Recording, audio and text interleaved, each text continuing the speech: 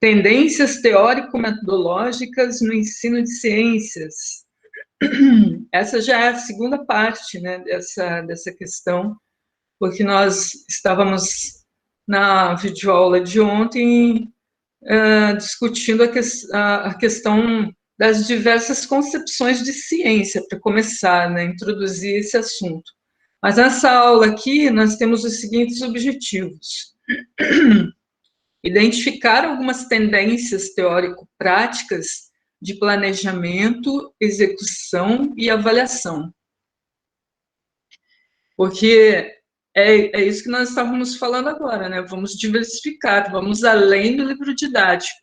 E para diversificar, é importante que tenhamos sempre em mente essa noção sistêmica do ensino, né? O planejamento, a execução e a avaliação tem que andar sempre de mãos dadas.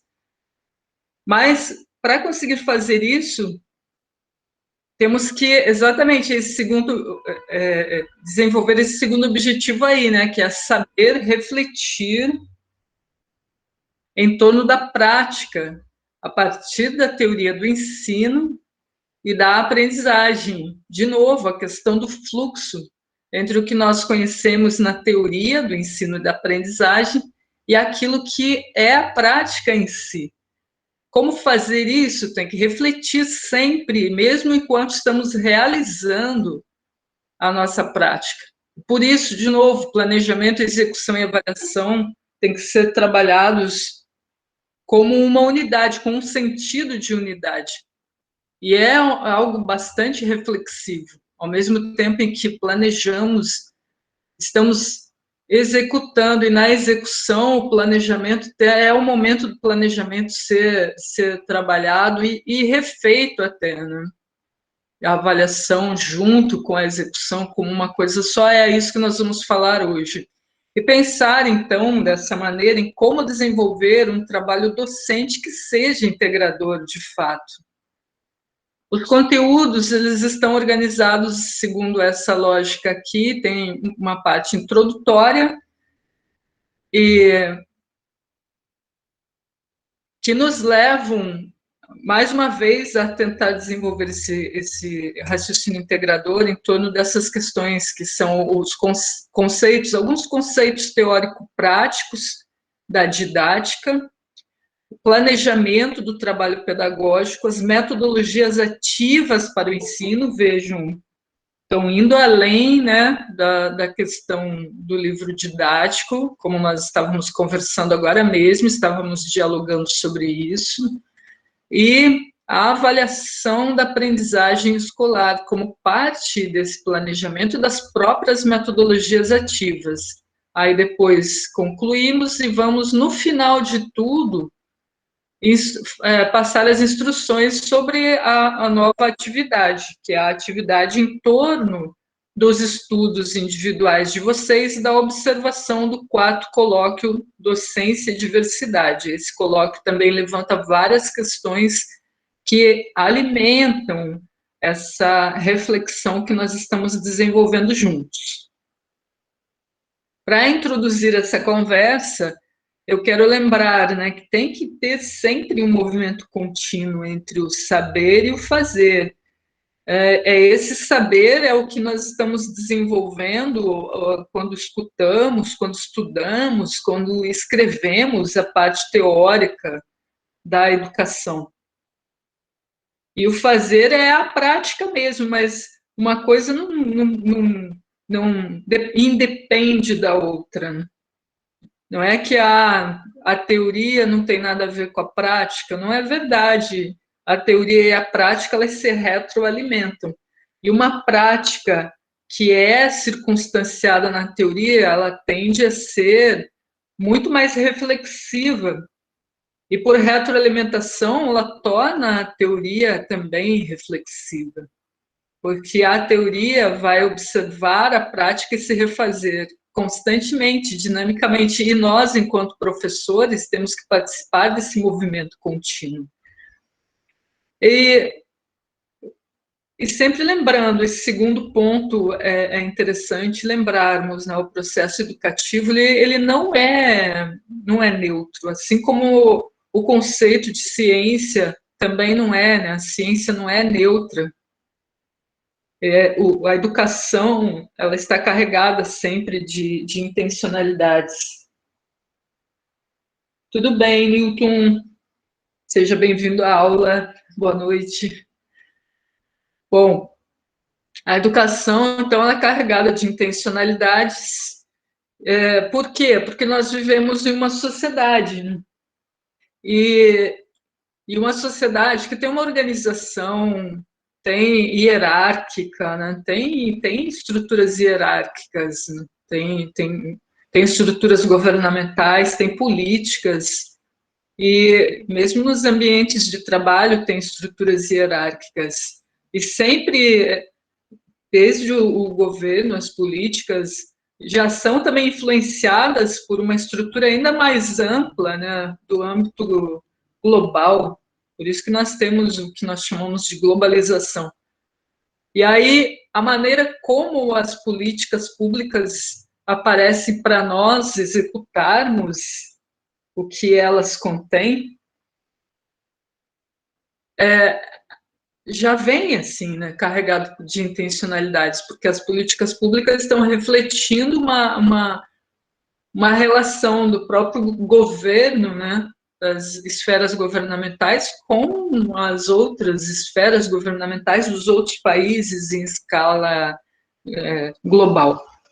E aí a gente acaba tendo que travar contato com essas intencionalidades mesmo no nosso trabalho. E isso muitas vezes parece até que tem certas coisas que ficam meio emperradas, né, que a gente gostaria de fazer de um jeito e acaba sendo meio atropelado, né, por causa dessas intencionalidades que realmente de fato existem.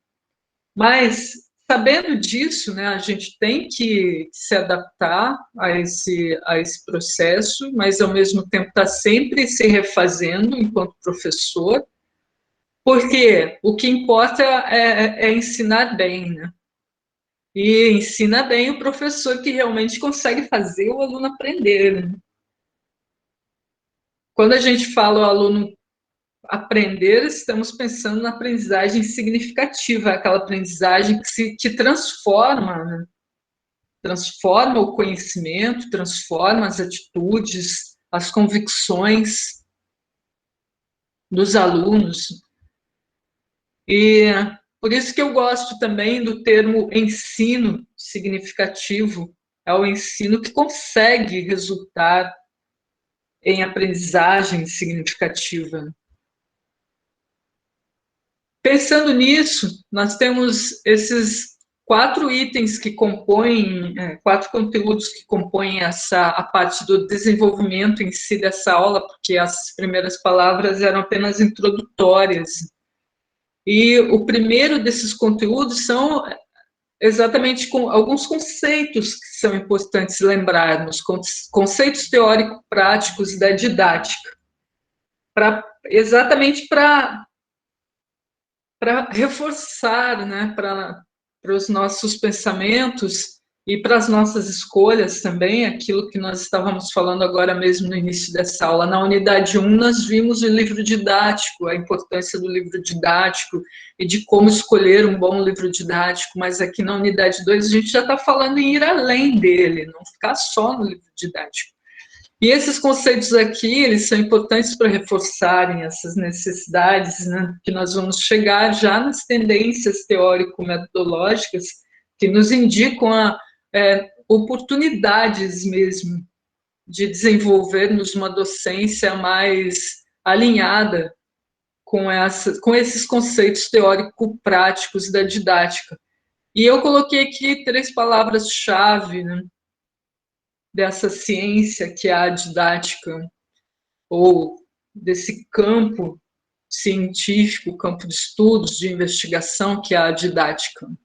Esses termos, né, educação, instrução e ensino, às vezes é feita confusão, né, usa-se esses termos como se eles fossem sinônimos, até assim no cotidiano, cotidianamente, a gente acaba fazendo isso, sem pensar na toque, né, no, no, no que sai, né, no espontâneo, acaba falando no senso comum. Mas a educação ela é muito mais ampla, ela realmente envolve tudo isso daqui, né? Ela envolve instrução, ensino, didática, que a educação é esse conjunto de conceitos, mas na interação com as políticas, com as intencionalidades, exatamente isso, né? Com a globalização, com a política governamental, com as leis, a educação ela faz essa frente, né? Como instruir, como ensinar, estando em contato com tudo isso, né? Com as políticas, com os governos, com todas essas intencionalidades, ou seja, como instruir e ensinar para que a educação seja levada a efeito realmente.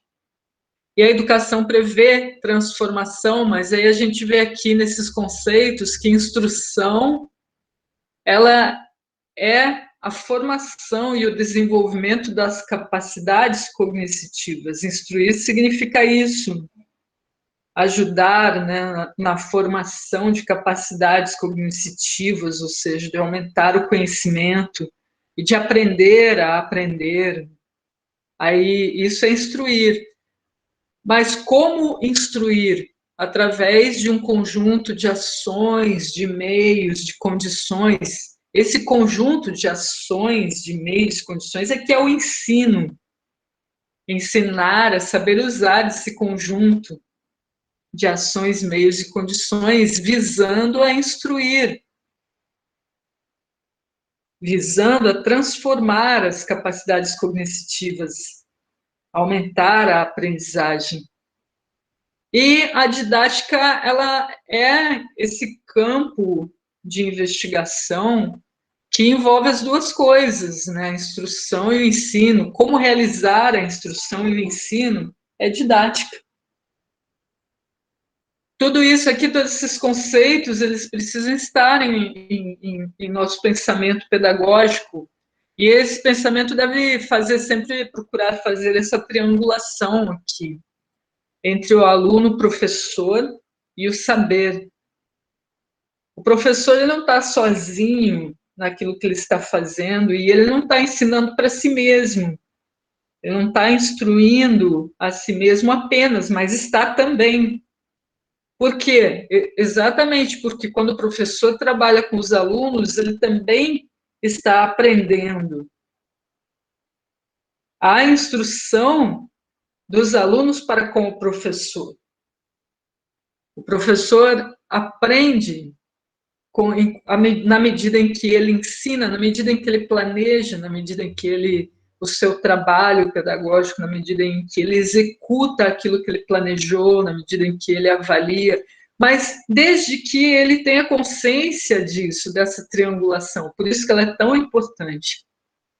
O professor e o aluno e o saber estão sempre se reconstruindo dinamicamente, constantemente. O aluno está sendo instruído e está sendo ensinado pelo professor, que também, por sua vez, está aprendendo com essa atividade docente e aprendendo a partir do que observa nos alunos, o que os alunos lhe ensinam. Viver assim, em convívio com alunos, com grupos de alunos, nos ensina muito, desde que tenhamos essa consciência, né, dessa triangulação aqui. Então, não existe apenas um professor que ensina e os alunos que aprendem. O professor nunca mais está aprendendo, ele está só ensinando, ele já sabe tudo o que ele tem que saber. E essa questão, né, dessa triangulação aí faz com que a gente sempre procure por oportunidades de fazer com que haja realmente a instrução. E essas oportunidades são estratégias de ensino diferentes. para que haja assimilação ativa pelos alunos de conhecimentos, de habilidades, atitudes, convicções. E a assimilação ativa significa realmente o aluno ele ser instruído, ele conseguir transformar suas habilidades cognitivas, o seu conhecimento, adquirir conhecimento, transformar suas atitudes, desenvolver convicções. Quando nós instruímos de fato, quando o nosso ensino é significativo, é que pode haver assimilação ativa.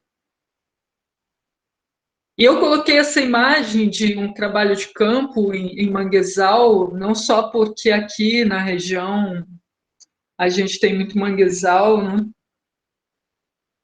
Mas para lembrar, né, a importância realmente do que nós estávamos conversando, até o próprio André comentou também, né, ele deu um parecer bem interessante, que ele vem de encontro a isso daqui.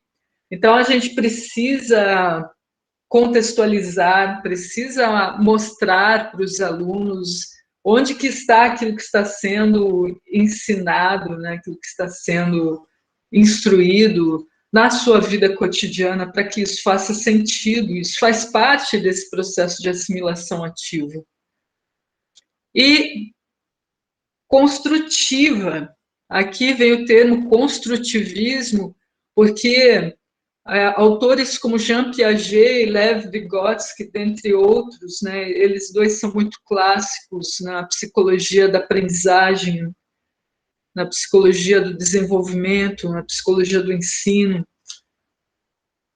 Todos mostram na teoria, então vamos trazer para a prática, né, da instrução e do ensino, o construtivismo.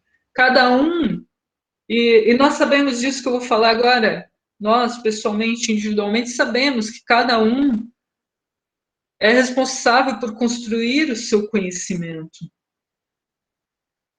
O professor ele tem que partir dessa compreensão prática de suas atividades. Os alunos precisam de oportunidade de construir e reconstruir constantemente seu conhecimento. E por isso o professor ele tem que ser um facilitador. Não é o professor ditador, não, o professor detentor do conhecimento, ele é um facilitador, ele tem que ajudar os alunos a construírem conhecimento. Para que isso aconteça, para chegar a essa condição, é necessário uma mudança conceitual. O professor ele tem que mudar, né, de conceito sobre si mesmo, né, sair daquele, assim como nós vimos que os livros didáticos atualmente eles estão diferentes, eles mudaram por causa desse fluxo aí das teorias do ensino e da aprendizagem em direção à produção do livro didático. Os autores estão mais cuidadosos, os livros estão vindo mais adequados para esse tipo de prática aí que a teoria do ensino e da aprendizagem mostra que são necessárias. Assim como nós vimos isso no livro didático, também é preciso no professor uma mudança conceitual. O professor tem que assumir uma postura de facilitador. E esses eram os conceitos que eu tinha separado para esse nosso propósito do momento, né, que nós estamos pensando em tendências teórico-metodológicas diferentes do normal, daquele tradicional, daquelas tendências tradicionais. Tudo isso é fundamental para que agora, adentrando na questão do planejamento do trabalho pedagógico, possamos ir conduzindo nossas ideias em direção a tendências pedagógicas que são mais críticas e que oportunizam metodologias mais cognitivistas, construtivistas e libertadoras. Nesse tópico, planejamento do trabalho pedagógico, é importante a gente lembrar, já falamos aqui hoje, claro, existe realmente a necessidade de ter essa junção funcional entre as políticas e os currículos, não tem como escapar disso. É como nós falamos das intencionalidades, isso vem das esferas governamentais, que por sua vez estão sob influência em escala mais ampla, né, das outras esferas governamentais de outros países e da globalização, portanto, não tem como escapar. Existe essa junção funcional entre as políticas e os currículos. A gente conhece, eu tenho certeza que vocês já fizeram disciplinas na área, né, de políticas públicas, de educação básica, de talvez estrutura e funcionamento da educação básica, e outras disciplinas que vão mais ou menos nessa linha, né? Os estágios curriculares também são importantes. Alguns de vocês já devem ter experiências nas escolas, né? Eu imagino que tenham alunos da turma que já estejam, né, trabalhando com ensino. Estou certa?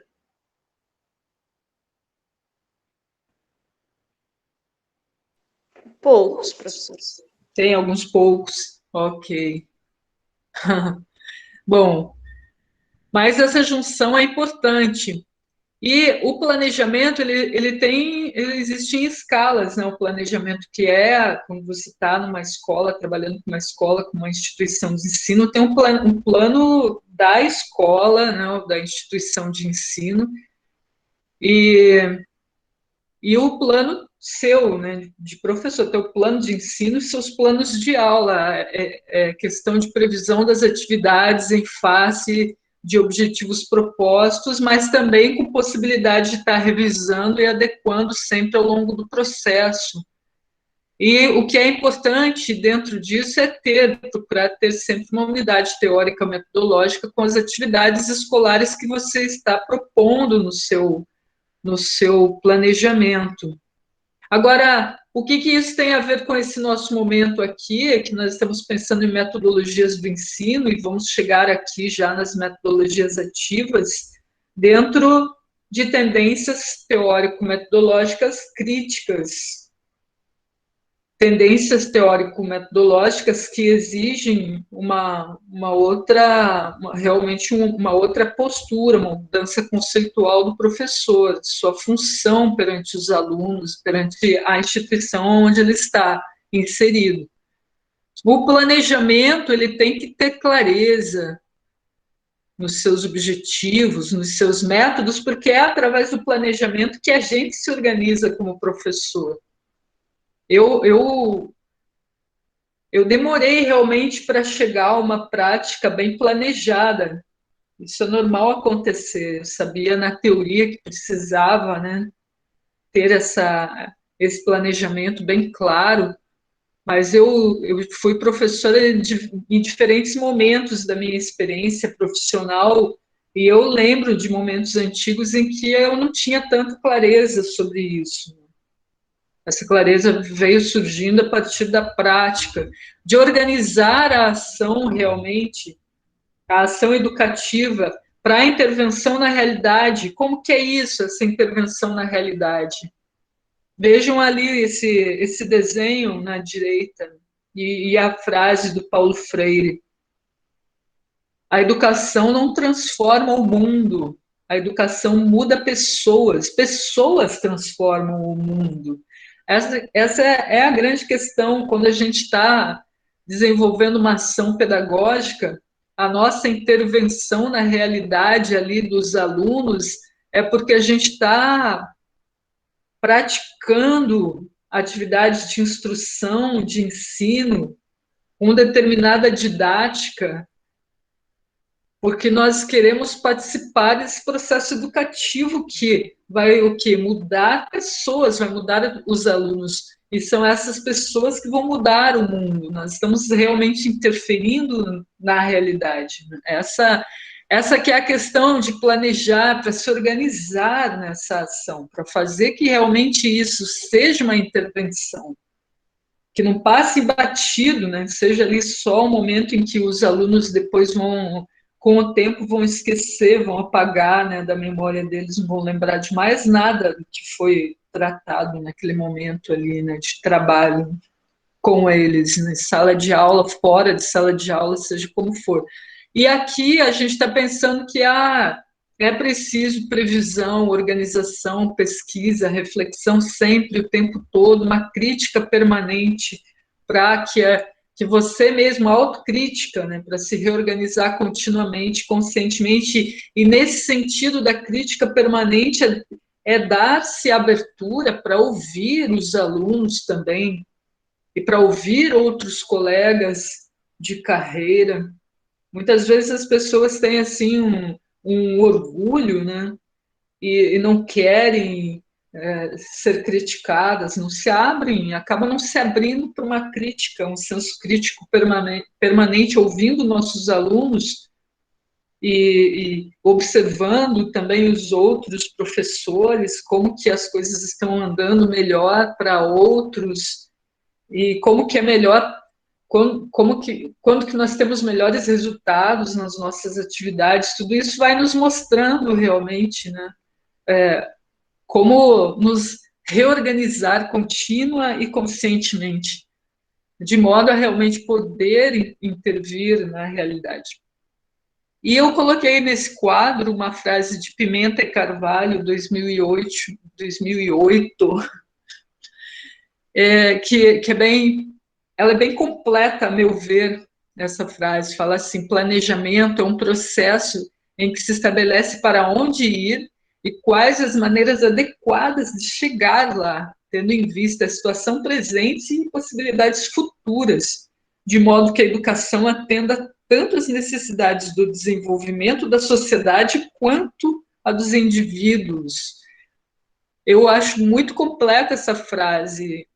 Planejamento vai nos estabelecer para onde ir, mas também como chegar lá, né? Onde nós queremos chegar.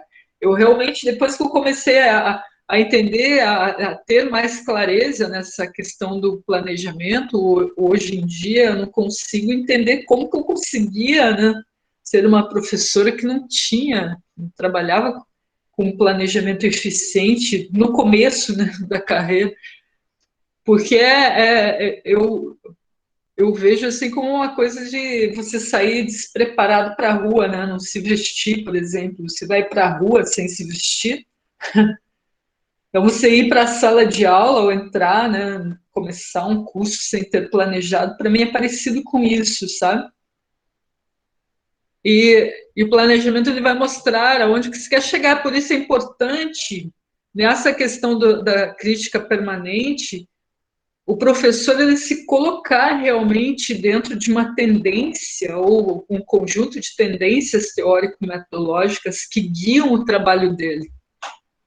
Aí sim é possível planejar com mais clareza para onde ir e como chegar lá. E aqui ainda nessa frase falou, né, da situação presente e possibilidades futuras. E também as necessidades da sociedade e as necessidades do indivíduo. Essa é a questão importante do indivíduo, não dá para esquecer, cada aluno ali tem um universo próprio a ser trabalhado. E aqui eu sei que vocês já estudaram, né, planejamento, gestão, avaliação, então vocês já viram isso. Mas só para lembrar, né? Plano da escola, plano de ensino, plano de aula, tudo isso tem que estar muito bem conectado na nossa própria atitude docente. Mas com flexibilidade para adaptações sempre que necessário. Aqui eu só coloquei a questão das interconexões. Quando a gente tem uma tendência, ou mais do que uma tendência, aspectos de diferentes tendências teórico-metodológicas que estão nos orientando nas nossas escolhas, desde esse momento de planejar o ensino, acaba havendo uma influência forte, né, em como o nosso plano vai se justificar, os objetivos que ele contém, os conteúdos, as metodologias que vamos usar. Que bibliografia é essa? Depende exatamente da sua própria postura teórico-metodológica. E nós vamos chegar lá, estou indo nessa direção, né, de pensarmos um pouco nessas tendências. Mas essa ordem sequencial aqui, ela tem que ser construída segundo uma lógica, para que a ação docente seja eficiente realmente, né? E, e dentro dessa eficiência, nós vamos ver, né, além, saindo da tendência pedagógica mais tradicional, é importante todas as outras tendências que são mais progressistas, ou as tendências mais críticas, elas sempre vão nessa direção das experiências com situações concretas do ensino. Situações concretas do ensino, realmente. Ali a gente tem dois exemplos nas gravuras, quando os alunos são levados para campo, uma região próxima onde eles vivem, e eles podem travar esse contato com uma situação que é concreta, não é só ali a teoria sendo transferida, né? Aquela educação da transferência bancária. Aqui, as situações concretas, embaixo nós temos os alunos assumindo a aula, é uma metodologia ativa, sala de aula invertida, uma situação concreta também que o aluno tem que sentir o que ele vai ensinar, para ele ensinar, ele tem que ter aprendido de uma maneira mais eficiente do que simplesmente ficar sentado assistindo o professor falar. Esses dois exemplos de situações concretas, experiências com situações concretas do ensino. É importante pensar nisso, nessa ordem sequencial, que é construída desde o planejamento, mas que vai ter que estar presente. O planejamento é também execução em ensino e instrução. E aqui, então, organizar ação para a intervenção na realidade, é o que nós estamos falando. O plano de aula ele tem que estar cada aula tem que estar interconectada na lógica do plano de ensino e o tema, os objetivos geral, específicos, os conteúdos, as metodologias, a avaliação, a bibliografia, tudo isso tem que estar em uníssono no todo de uma disciplina ou de uma matéria com a qual nós estamos trabalhando. Mas como manter esse uníssono realmente tendo uma postura docente. E essa postura docente, ela tem que ser desenvolvida e, às vezes, claro, ela pode levar alguns anos para ter um amadurecimento maior e você poder se auto-observar e ver quanta coisa, né, que você foi aprendendo, como as coisas foram mudando. Ah, legal. Vocês tiveram a experiência de sala de aula invertida, química em química. Química o quê? Inorgânica? É legal, né? É muito bom mesmo.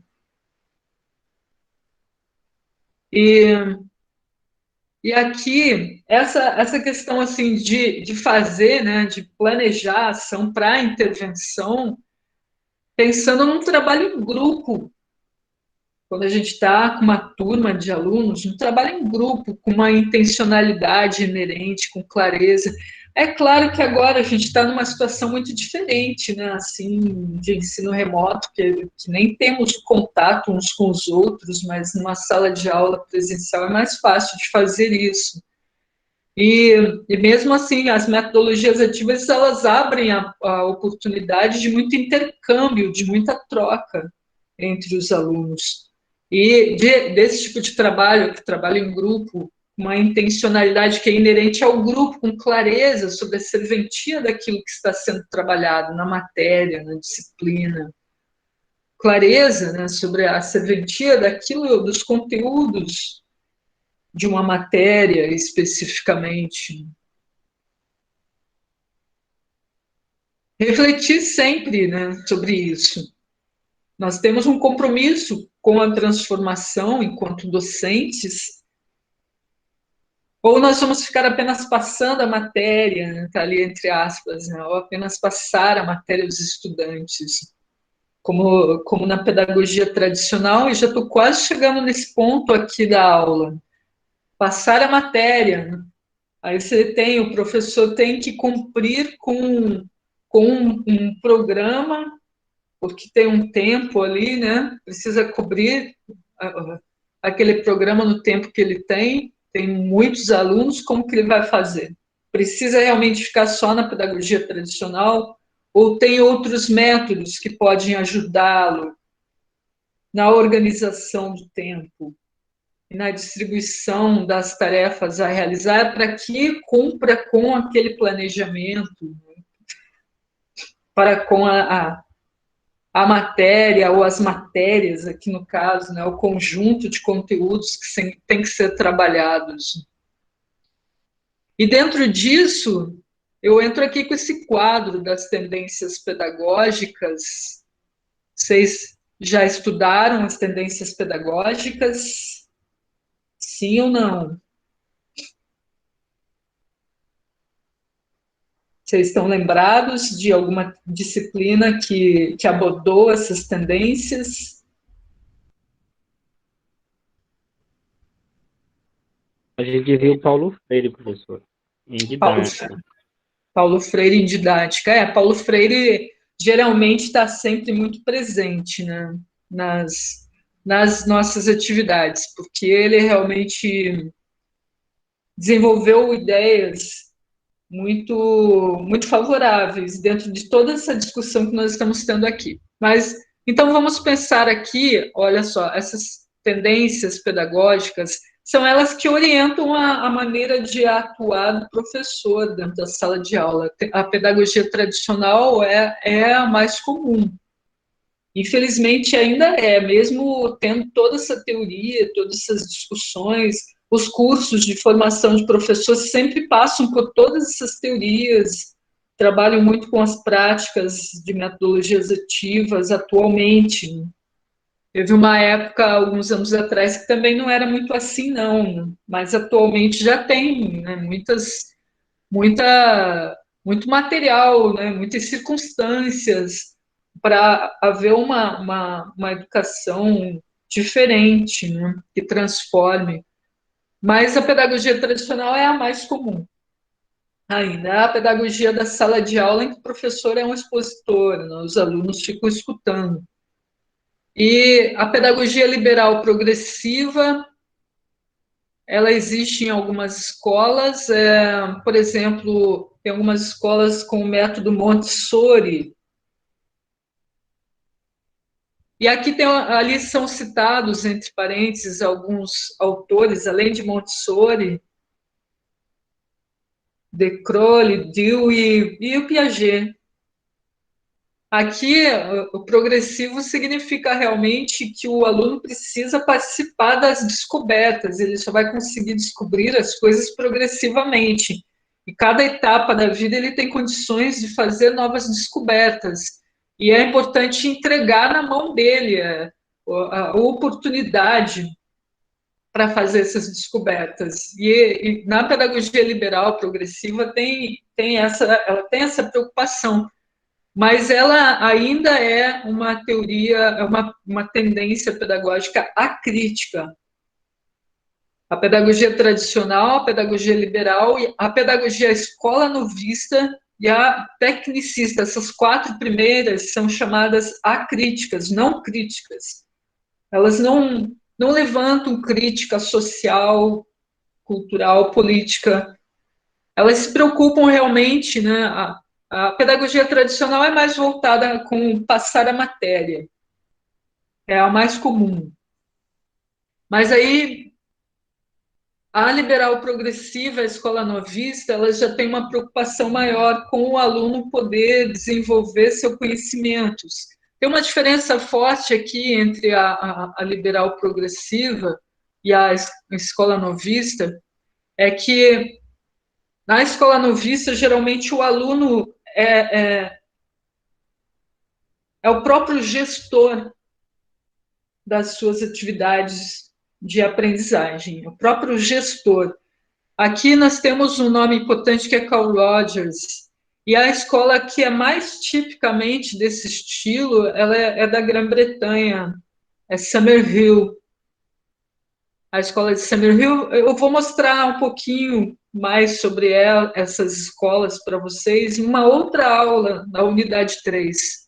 Aqui eu só estou mencionando, né, começando a mencioná-las, mas tanto a liberal quanto a escola novista, ela tem preocupação de dar oportunidade para o aluno se sentir o centro do processo de ensino-aprendizagem. A pedagogia tradicional, não, o professor é o centro. Os alunos só têm que escutar. E a pedagogia tecnicista também vai muito nessa linha. Então, o professor é que tem que transferir conhecimento para os alunos e é um conhecimento técnico.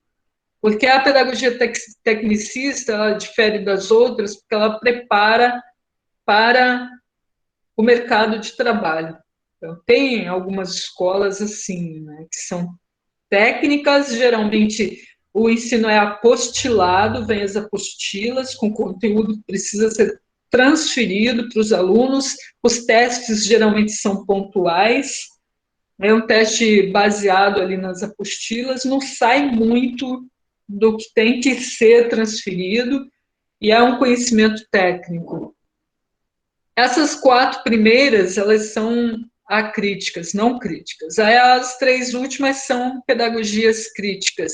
A pedagogia libertadora, nós temos um grande nome, Paulo Freire, vocês já me informaram que vocês estudaram, né, um pouco de Paulo Freire, e a pedagogia libertária de Freinet e Miguel Arroyo. Eu estou disponibilizando também um texto para vocês de Miguel Arroyo, mas não é agora, nessa aula, eu acredito que seja na unidade 3. Na unidade 3. Vocês vão ter um texto de pedagogia libertária de Miguel Arroyo que está debatendo exatamente a função social da disciplina, das ciências nas escolas, de ciências.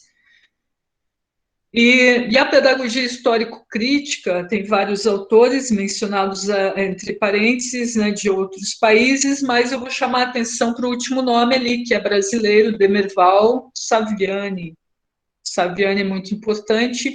Essas 3 pedagogias críticas, a libertadora, a libertária, a histórico-crítica, elas querem ir além de apenas ensinar.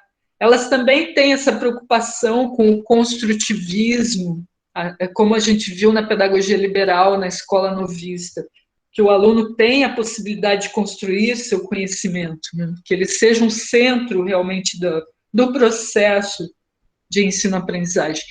Mas aqui elas são chamadas críticas porque tem uma visão de que a educação ela deve transformar para a função social.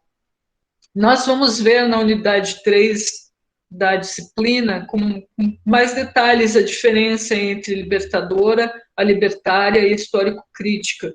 Mas, de antemão, eu já falo para vocês, a libertadora e essa visão freiriana é de uma educação que transforma para a cidadania, para a sociedade, para um senso crítico social e para botar a mão na massa mesmo, para se envolver, né? Vou mostrar para os alunos que eles podem e que eles devem se envolver em questões socioambientais e assumir para si as ciências. Não apenas entender ciências como algo distante, de cientistas, que é um pouco daquilo que estava na aula de ontem, naquela videoaula sobre concepções de ciência. E no texto, né, naquele artigo que eu deixei para vocês, que alguns alunos ainda ficam nas aulas de ciências, acabam saindo das aulas de ciências com uma impressão ainda meio incompleta, né, sobre o que é as ciências, qual a utilidade das ciências para a vida pessoal. Aqui na pedagogia libertadora, ela quer quer fazer ver isso, né, a possibilidade de pegar e usar realmente para intervenção na realidade. E a pedagogia libertária, e Miguel Arroyo é um grande nome aqui para nós, né, na América Latina, ela está sendo mais empregada em círculos anarquistas, porque ela é muito voltada à autogestão. Grupos de alunos que se reúnem e que trabalham, é mais assim a nível universitário, é possível desenvolver atividades baseadas na pedagogia libertária em escolas, sim, e colocar grupos de alunos desenvolvendo determinadas atividades em que todos têm função ali dentro daquele grupo, há uma autogestão, né, do grupo. E a pedagogia histórico-crítica, ela é diferente dessas outras duas. Ela está preocupada realmente com a historicidade de cada coisa, e transformar a leitura de mundo dos alunos, que os alunos desenvolvam uma crítica histórica e social, é, e, e essa crítica ela seria inerente ao ensino e à aprendizagem. Quando nós falamos em pedagogia tradicional, nós temos essas imagens aí, né, que brincam um pouco o aluno, a tábula rasa, como se o aluno viesse vazio, né, para a sala de aula, sem sentidos anteriores à sua chegada ali. E o conhecimento seria enciclopédico, o professor é uma enciclopédia, né? O método principal é a transmissão pelo professor e a memorização pelo aluno. Aí fica assim, né? O professor é o centro, o aluno tem um lugar secundário no processo de ensino-aprendizagem, e essas duas brincadeirinhas elas se referem à pedagogia tradicional, né? Ali em cima o professor está falando para o aluno, né? Falo-ei a minha imagem e semelhança, pois sou o seu mestre e criador, e está moldando o aluno. Como se fosse isso realmente, né, a função de ensinar, de instruir. Aqui embaixo nós temos um professor mecanizado e os alunos atrás dele como patinhos também mecanizados. Essa é mais ou menos a postura da pedagogia tradicional, que infelizmente ainda é muito predominante nas nossas escolas, e até mesmo nas nossas universidades. Mas a gente está querendo ir além disso. E agora nós adentramos nas metodologias ativas para o ensino. E aqui dentro de metodologias ativas eu vou voltar a falar em algumas dessas tendências pedagógicas que eu acabei de mencionar, mas não todas, só algumas que nos interessam para esse nosso momento aqui. Quando nós falamos em metodologias ativas, temos que lembrar, né, o professor, essa visão assim tradicional do que o professor ele tem um papel ativo, né, um agente ativo, os alunos de ouvintes passivos, isso tem se mostrado muito ineficiente. E é exatamente esse o foco central ali daquela discussão do artigo que eu deixei para vocês, né? Daquela análise que é feita naquele artigo. A impressão que os alunos ficam sob ciências bem vazia por causa dessa ineficiência desse tipo de trabalho, né? de trabalho pedagógico. Quando, na verdade, o que é preciso é estimular os alunos com uma diversidade de estratégias de ensino, até porque cada um tem um jeito diferente de aprender, tem facilidades e dificuldades muito específicas. Alguns vão ter facilidade com o tipo de atividade que você oferece e outros não. Aí, aqueles que tiveram facilidade com a primeira atividade que você ofereceu, podem ter dificuldade com uma outra atividade depois, né, que você oferece. Tem um pouco disso, né, dessa diversidade de estratégias na Escola Nova, que a gente estava vendo agora mesmo, naquele quadro das tendências. Eu já vou mostrar um pouco mais sobre a Escola Nova aqui, para aumentar, né, esse nosso pensamento em torno das metodologias ativas. Mas aqui, essas metodologias, elas querem o quê? Fornecer oportunidades para desenvolver melhor nos alunos atos de pensar, raciocinar, refletir e entender. Não é só assim chegar jogando um monte de matéria, né? Falando, falando, falando, e os alunos anotando, e aí vai ter um dia que lá é a prova. E aí inclui só uma coisinha ou outra diferente entre as aulas expositivas, não trabalha muito com esses atos aqui de pensar, raciocinar, refletir, entender quando você pega algo na mão que você tem que fazer, né? Você tem que refletir, tem que entender. É como nós estávamos vendo ali, né? Aquele exemplo da sala de aula invertida, e vocês mesmos já falaram que tiveram experiência, né? Em química. E é bem legal, porque você tem o aluno que vai assumir ali a posição de professor, ele tem que refletir, raciocinar muito mais sobre aquela matéria que ele vai ter que ensinar. Mas para fazer isso aqui acontecer, realmente o professor ele tem que estudar mais, tem que planejar, tem que se preparar melhor, e por isso que muitos acabam não adentrando nessas possibilidades. Mas o que eu vejo pela minha própria experiência pessoal é que tem muitas coisas que são, no começo, exigem muito esforço, mas depois isso já começa a desenvolver mais habilidade, umas habilidades mais de uma maneira mais rápida, assim, né, com essa questão das metodologias ativas, o planejamento de como trabalhar com elas se torna ah, mais ágil, na medida em que você continua, né, procurando fazer esse tipo de planejamento, usando de metodologias ativas. Aqui, como eu mencionei no slide anterior, que a Escola Nova tem um pouco dessas preocupações, né, de oferecer para os alunos metodologias ativas, aqui o aluno, nesse tipo de escola, o aluno é o centro do processo. E às vezes você pode estar até numa escola em que predomina a pedagogia tradicional, mas usar de alguns momentos de atividades que são baseadas em características da escola nova. Isso é possível também. Aqui o aluno é o centro do processo, o professor é o facilitador da aprendizagem, e por isso ele vai dar oportunidades para que os alunos desenvolvam esses atos que nós estávamos mencionando, né, de pensar, raciocinar, refletir, desenvolver um senso crítico.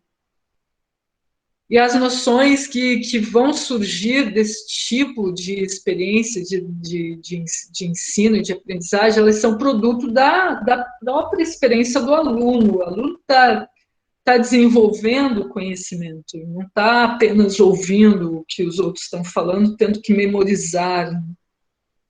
A escola nova faz muitas críticas à escola que é acadêmica e livresca meramente e que não leva em consideração outros tipos de conhecimento, inclusive que já estão nos alunos, né, já fazem parte dos alunos. E também voltada a transformar as relações da pessoa humana, mas mais preocupada assim com as relações sociais e culturais, não apenas das relações, como nós estávamos vendo ali na Escola Nova, as relações do aluno com a aprendizagem dele mesmo. A Escola Nova está preocupada com isso, e por isso dá oportunidades para o aluno ele ir redescobrindo. A Escola Nova trabalha com muitos experimentos práticos de laboratório, com muitas, no caso das aulas de ciências, para os alunos testarem hipóteses, lançarem hipóteses, testarem, irem descobrindo as respostas eles mesmos. Mas a pedagogia libertadora, ela também tem esse interesse, porém ela quer ir além e transformar as relações do ser humano, as relações entre as pessoas e da pessoa, né, do aluno com a sociedade, as suas relações e o seu papel mesmo como um agente de transformação social e cultural. E aqui também pensando na dimensão ambiental, socioambiental e cultural, vamos dizer assim, porque nós vamos ver na unidade 3 abordagens que têm um embasamento aqui na pedagogia libertadora, e que vão ajudar-nos, inclusive, naquele último processo, que é o processo de elaboração de material didático aqui da disciplina.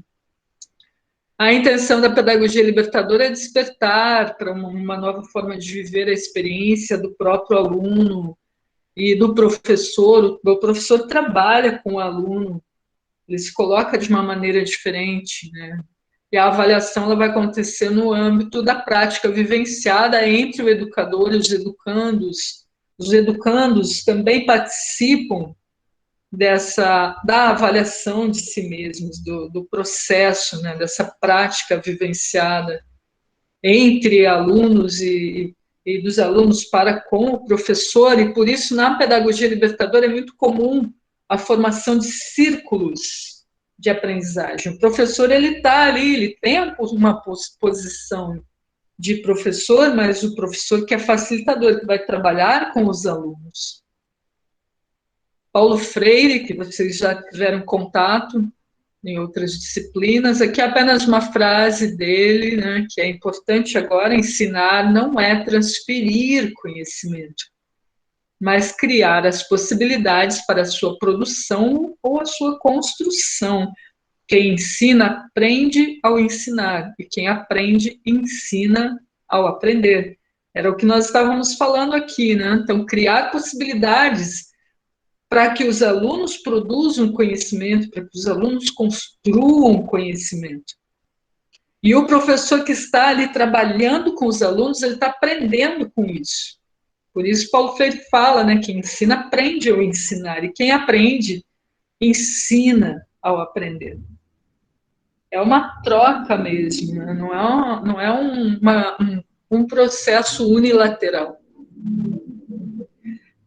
Aqui, as atividades investigativas. Tem muitas atividades investigativas sendo realizadas nas escolas, embasadas na pedagogia libertadora, mas também tem muitas sendo baseadas na tendência crítico-social dos conteúdos, que é essa pedagogia que eu mencionei, o Demerval Saviani. Então, a tendência histórico-crítica social dos conteúdos, às vezes chamada apenas de tendência crítico-social dos conteúdos, é a mesma coisa. Ela envolve muito atividades investigativas, e o que eu mencionei para vocês, de principal diferença dela para com a libertadora de Paulo Freire, é que Paulo Freire, ele sempre trabalha muito essa questão da transformação social para a prática social, realmente, de botar a mão na massa. E por isso que ele trabalhou muito com movimentos sociais. A educação dentro dos movimentos sociais, a alfabetização de adultos, de comunidades muito específicas, como a alfabetização de comunidades de pescadores, a alfabetização de comunidades rurais. Tem muito Paulo Freire nessas construções coletivas, tem uma forte identidade sociocultural. A tendência histórico-crítica social dos conteúdos, e Demerval Saviani, como eu falei, ela está mais preocupada em ensinar uma outra leitura de mundo, uma leitura mais crítica, que as pessoas, que os alunos, né, as pessoas que se formam através dessa tendência, elas consigam olhar para o mundo de uma maneira mais crítica. E por isso as atividades investigativas aqui são um elemento central da formação. O professor deve lançar questões desafiadoras, problemas, proposição de intervenções para que os alunos, a partir do conteúdo que está sendo aprendido, eles possam refletir e possam estabelecer respostas para essas questões, possibilidades de intervenção no meio, a partir da sua própria investigação. Porque aí o aluno começa a desenvolver uma outra maneira de olhar para as coisas, e é essa questão da leitura de mundo. Ver o mundo a partir de um outro ângulo de visão. Essa pedagogia crítico-social dos conteúdos, ela aborda conteúdos escolares não dissociados da realidade dos alunos, para facilitar a atitude investigativa e a o trabalho com outros padrões de leitura de mundo, em direção a uma experiência sintética, organizada. Por isso é importante a investigação e o aluno poder pensar, repensar, reconstruir ideias que ele tinha até sobre a sua própria realidade, a partir de atividades investigativas.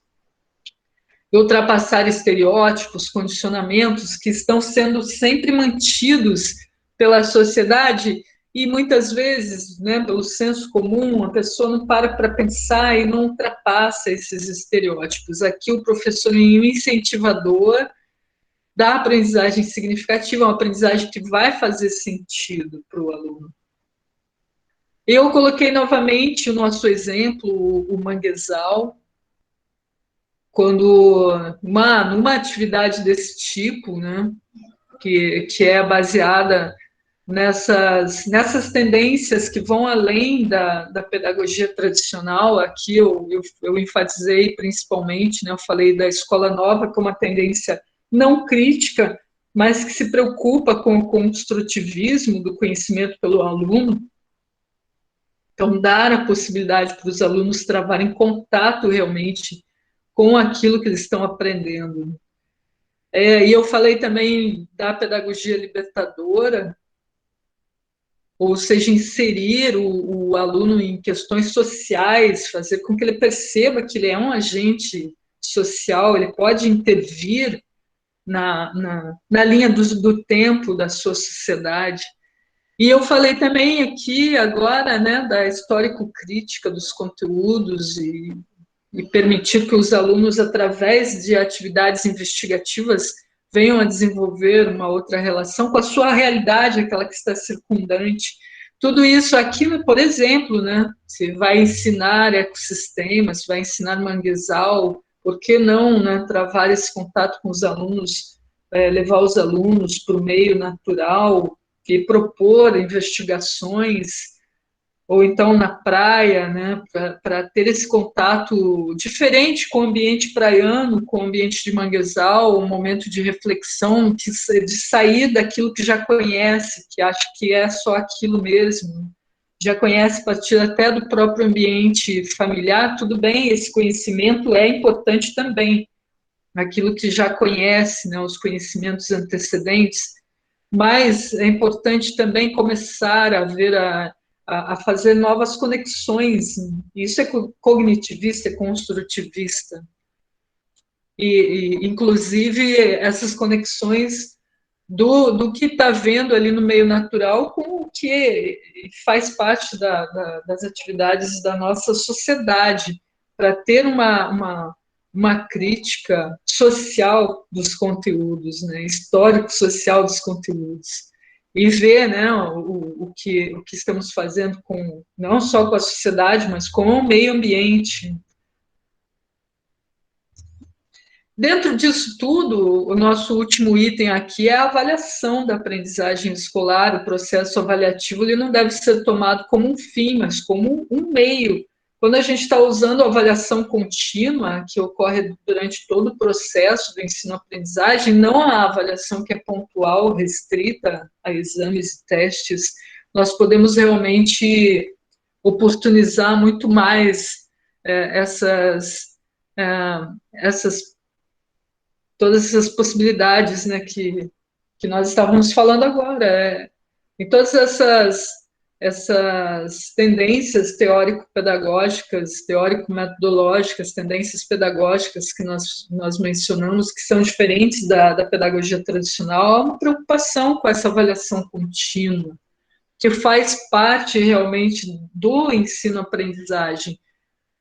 Aqui eu coloco alguns comentários de Cipriano Lucchesi. Cipriano Lucchesi tem uma obra muito extensa, ele é muito bom nessa questão da avaliação, né? Tem muitas ideias sendo desenvolvidas por ele, influenciando muitos pesquisadores e professores aqui no Brasil. Esse aqui de 2011, um artigo, ele mostra, né, a verificação da aprendizagem, ou simplesmente o ato de examinar, que tem por objetivo apenas coletar dados e classificar o educando em aprovado ou reprovado através de notas ou conceitos, sem uma preocupação com o desenvolvimento do estudante. Isso é alicerçado na pedagogia tradicional ou na tecnicista, ou nas duas, ou seja, é só examinar e dar nota, né? Está aprovado, reprovado, você... Eu realmente não gosto disso, infelizmente a gente está preso, né, pelo próprio sistema, né? Tem um sistema maior, e aí a gente tem que colocar lá, né, excelente, bom, regular, que é isso daqui, né? Mas se você tem que fazer isso porque faz parte do sistema, vai ter que fazer, mas dá para fazer de um outro jeito. Então, a aprendizagem e a avaliação têm que estar juntas. E você só vai conseguir fazer isso se você estiver sob a influência de um outro modelo, realmente, um outro modelo social, em que a liberdade e a autonomia dos seres humanos são priorizadas. E aí nós falamos da pedagogia libertadora, o pensamento de Paulo Freire, que prevê emancipação de camadas populares, conscientização cultural e política, além dos muros das escolas, ou seja, levar isso para a vida pessoal, né, que é contra-hegemônica. Ela não fica assim, né, ensinar a pessoa realmente a pensar por si mesma, o estímulo, a reflexão, a criticidade, a autonomia. Isso aqui é super importante dentro do ensino de ciências. O artigo que eu falei para vocês, né, que vai estar disponível na próxima semana, que é o artigo de Miguel Arroyo, ele fala exatamente sobre a função social das ciências.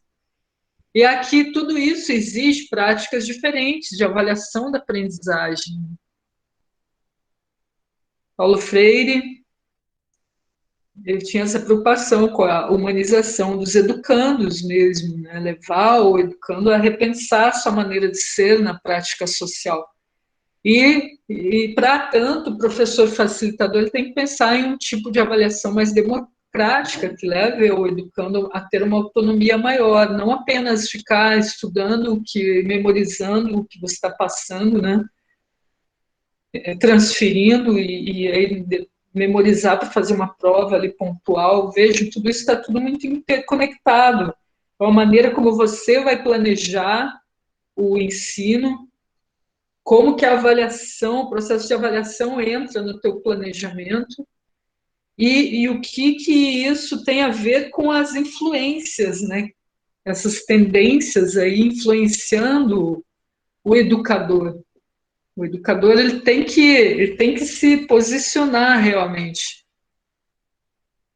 Aqui, apenas para finalizar essa questão da avaliação, tem outros tipos de avaliação, além da avaliação pontual baseada em testes, tem avaliação que é diagnóstica, formativa, somativa, e pode trazer, né, diagnóstica, por exemplo, pode ser importante para ver o professor verificar com quem que está trabalhando, né, faz um prognóstico dos educandos, detecta as dificuldades, as potencialidades.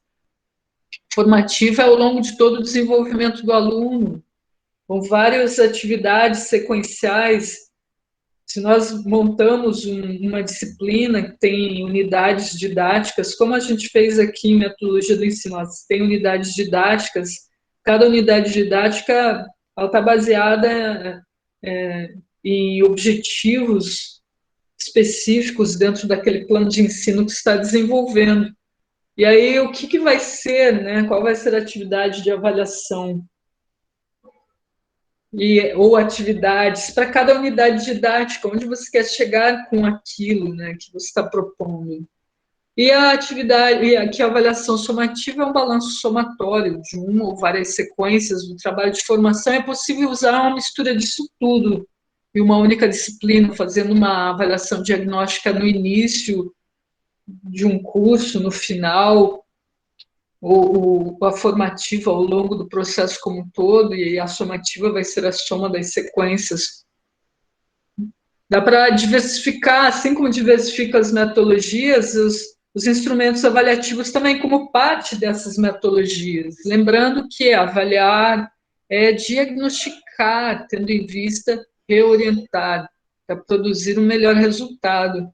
Diagnosticar para reorientar, não é apenas para classificar os alunos em esse é excelente, esse é bom, esse é ruim. É para diagnosticar, reorientar. Por isso que é importante, na medida em que você vai fazendo,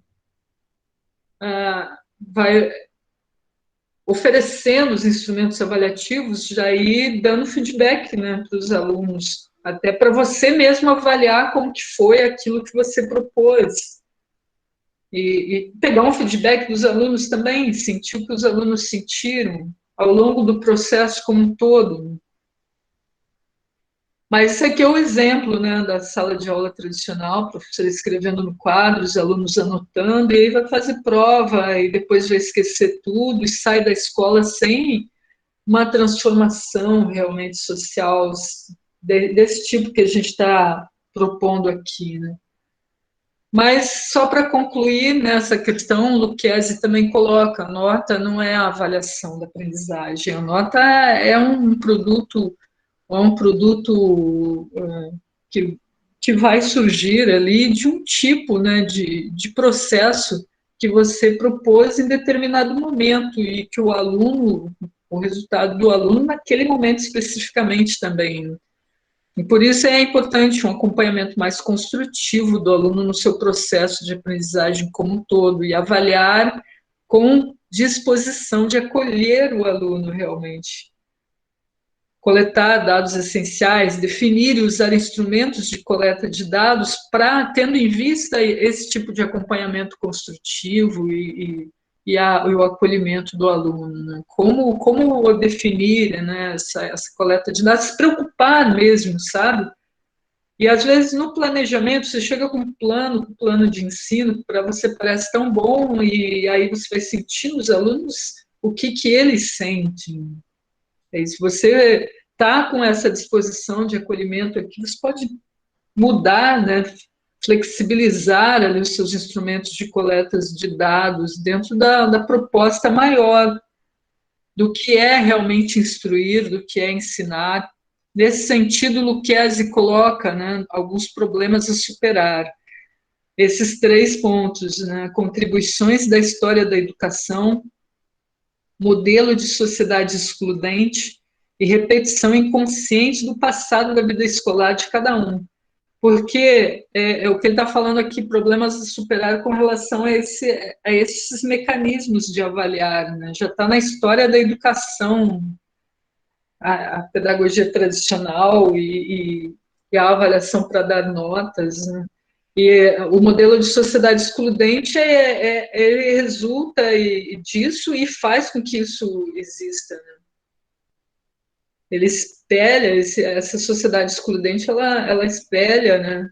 Acaba sendo espelhada ali na avaliação classificatória, classifica alunos como bons ou ruins, sem considerar as necessidades de cada um, como se todo mundo pudesse aprender por igual e ser avaliado por igual também num determinado momento, sem considerar o desenvolvimento de cada um ao longo do processo, as dificuldades e facilidades. É a repetição inconsciente do passado de vida escolar de cada um que está em nós mesmos, na maneira que nós fomos tratados, e a gente acaba fazendo de novo também, por igual, né, aquilo que fizeram com a gente. Para concluir, o professor ele tem que se delimitar dentro desse conjunto de tendências e das teorias de ensino-aprendizagem, não dá para fazer as coisas sem ter uma posição. O ensino ele precisa ser estabelecido de modo a que o conhecimento seja edificado pela pessoa, e isso exige constante pesquisa da prática e habilidade de transformar a prática docente dinamicamente. A avaliação desse processo aí é uma avaliação como um todo, e visamos, dessa maneira, emancipar educandos, transformar a realidade como parte realmente do planejar, já tendo isso no planejamento.